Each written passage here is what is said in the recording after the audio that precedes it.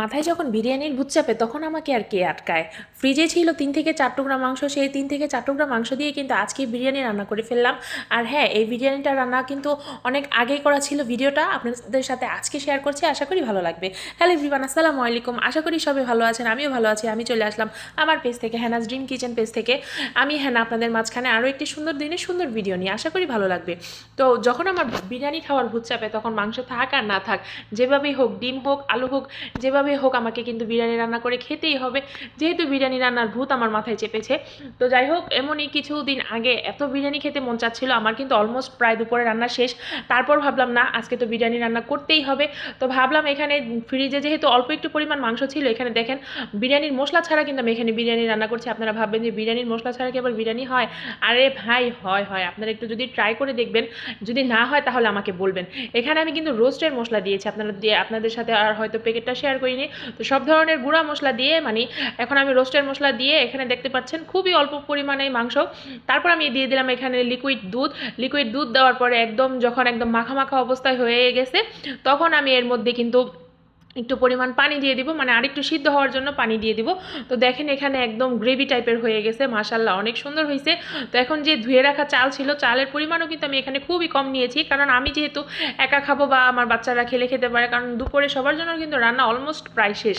ওই যে বললাম, যখন আমার মাথায় বিরিয়ানির ভূত চাপে তখন আমাকে আর কে আটকায়। তো যাই হোক, আমার মতো কারা কারা বিরিয়ানি লাভার আছেন কমেন্ট বক্সে কিন্তু জানাবেন। তো এমন হুটহাট করে বিরিয়ানি রান্না করে তো অনেকেই আপুরা বিরিয়ানি রান্না করতে পারেন, হ্যাঁ সবাই পারে। তো হুটহাট এভাবে বিরিয়ানি কে কে রান্না করেন আমাকে কিন্তু সেটা জানাবেন।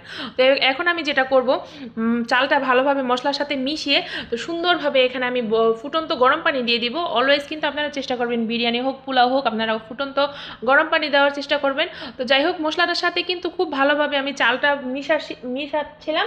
আর এখানে দেখতে পাচ্ছেন আলু কিন্তু বেশি, মাংস থেকে কিন্তু আলুর পরিমাণ বেশি, কারণ বিরিয়ানিতে মাংস হোক আর না হোক আলু কিন্তু আমার চাই।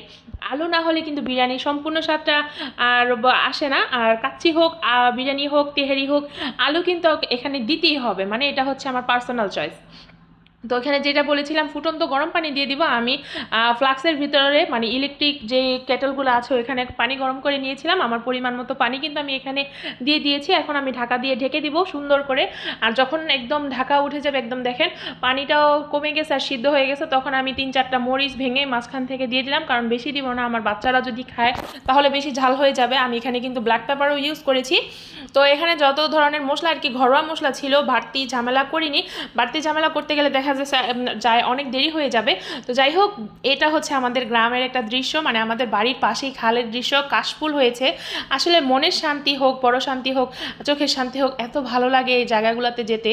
আর গেলে মানে অনেক ভালো লাগে। তো সবাই ভালো থাকবেন, আল্লাহ হাফেজ।